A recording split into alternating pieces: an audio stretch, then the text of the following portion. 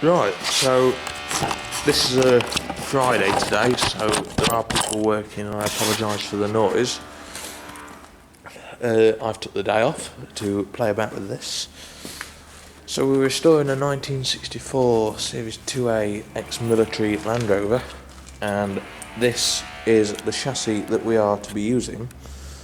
It's being shot blasted, but at the minute we have no electricity to run our welder, which is there. So we are trying to repair the chassis, but obviously we can't because we're waiting for an electrician.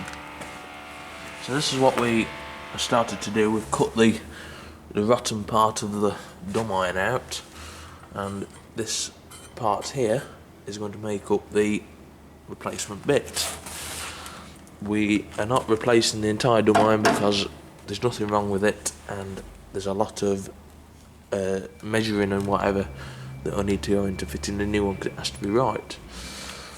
Both outriggers will need to be replaced, and apart from that, and the rear cross member, apart from that, everything's okay.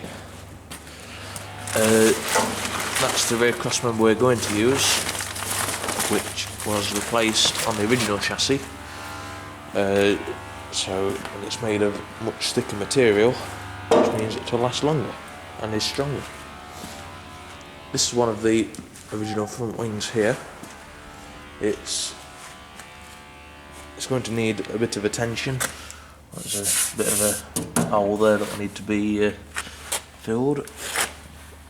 Now you probably weren't thinking that a 1964 military Land Rover would not have that, and you'll be right.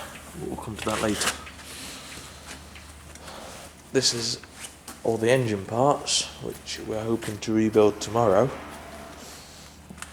and the block is down there. On here we have the refurbished rear axle. Still not quite there, we're just waiting for some new drums to tighten the half shaft bolts up, and then that should be okay. Nuts up, sorry. Here's my 1973 Land Rover. Still not been touched. Well, it does move, we'll start, but this is what I want to show you. This is one of the original front panels off the Land Rover, which was removed by the previous owner because he preferred the light in the wing there. But you can, underneath the paint, because this hasn't been touched for, coming up to 40 years, the original markings are still on there. And again, on the rear tailgate, which again wasn't touched for over 40 years, we can see the regimental sticker that it had on last.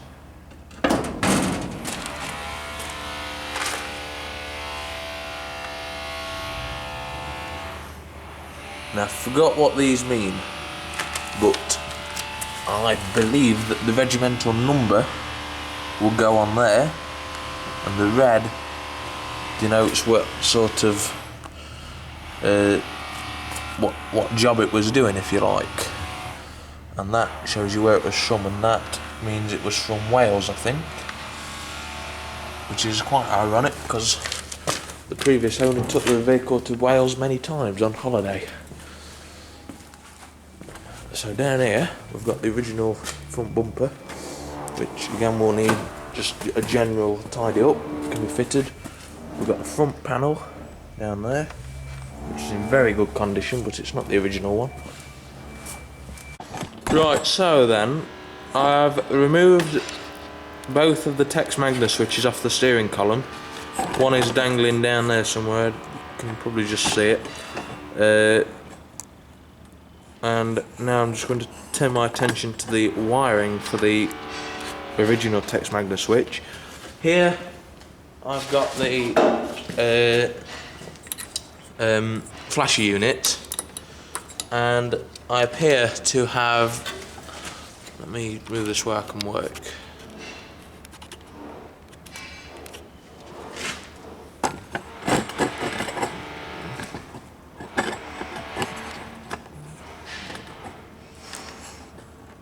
And I appear to have I can't see it. Yes, I appear to have this flash unit here, and the wire for the text magnet switch, which is here, which is what is in my hand there. Yes, seems to have 4 wires coming out of it. One's green and red, which goes into a green and red wire there, and one's green and white, which goes into green and white there. That's not too crucial at the minute, but at the flasher unit, which is what I need to note, I have a green and a brown and a green, and a green and a brown, and a black and a red, which goes into the flasher unit itself. So I'm going to unplug them. Now the brown and the green goes into a white and a green, which I'm going to remove there. And I'm going to plug that back in just for the sake of doing it. And then I have a black and a white, which goes to an earth point on the bulkhead, which will be the next to be removed.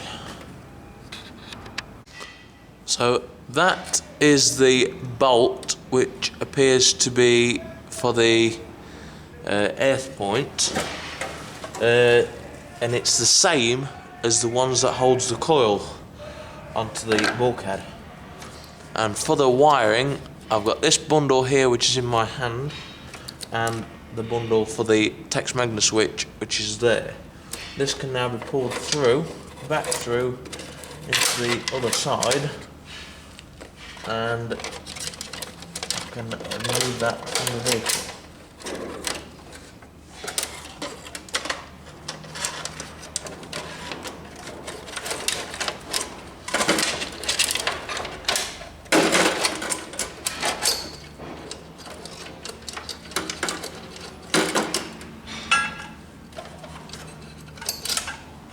That is that, like that, just so you can see it. That is the text magnet, but the return wheel, or whatever you want to call it, has seized up, so this will have to be rebuilt.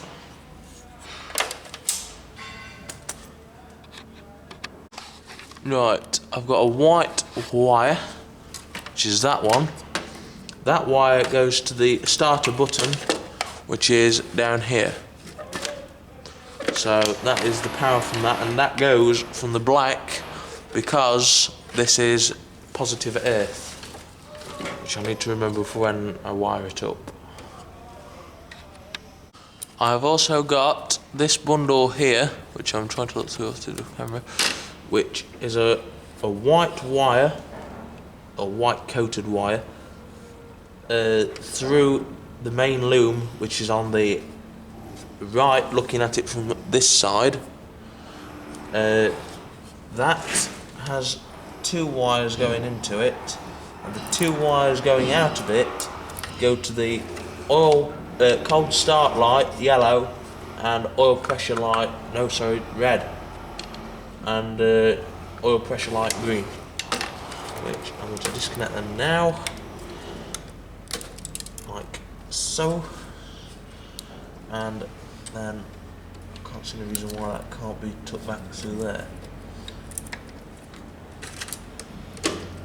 And the yellow light goes into a wire marked cold start, which I've marked and may not be there when I wire it back. This will be an absolute nightmare.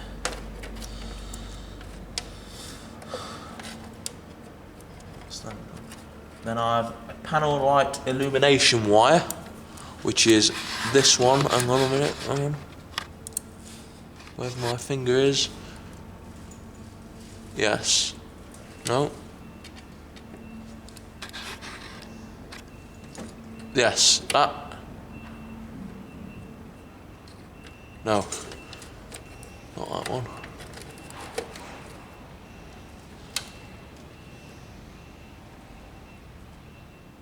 Yes, you can just see it.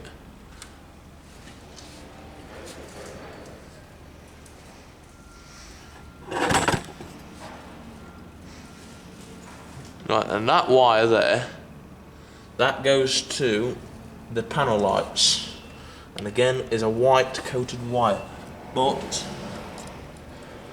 there is a slight reddish colour to this wire. That's being disconnected now, hopefully. Yes, got rid of that one. Right, this is where all the interesting stuff comes. The fuel gauge comes from a green wire, a solely green wire fuel gauge, and the bottom one goes into a blue wire, and that goes to the bottom of the fuel gauge. So that's coming off now. The top wire for the fuel gauge is green and black, as per other vehicles. The two ammeter wires, in fact I'm not even, the two ammeter wires are the thickest ones. Well, there's three wires to the ammeter. There's two with a big connector and one with a little connector, and they're the thickest wires here, apart from the one going to the power takeoff. I'm going to unplug that one. I can see that. I don't know what that was that just fell. No, that was the cold start warning. Never mind. So I've got one of the ammeter wires out. The bottom ammeter wire, I'm going to have to wire them to suit, I think, because the labels aren't going to last. And a smaller one from the negative bottom, again, on the smaller side. So, in fact, I might be better off wire tying them through together, just so I know what they are. Right, I cannot find a wire tie at the minute, so I'm going to have to get one later. All that's left holding this now is 2 earths on the speedo, which are coming off as we speak. Next we have a green and a yellow, which goes into the oil pressure light.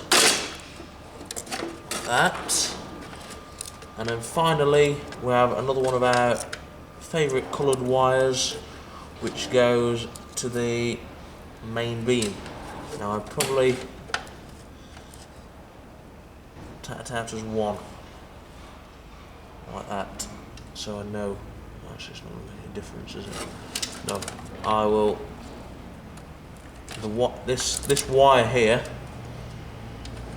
goes to the main beam.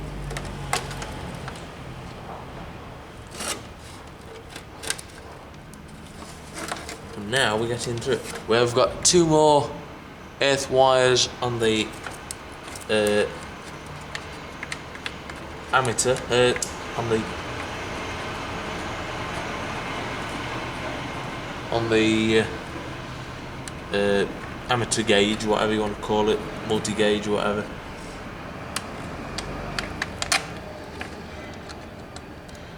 And then coming up last, we've got another one of our favourite coloured wires going to what I think's the charge warning light,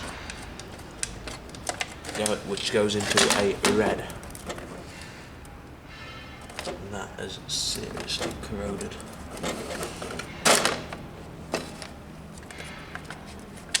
Plunge that back in there for now. That one wants to go back in there. But as far as I can see, all that's holding this together now is the power takeoff.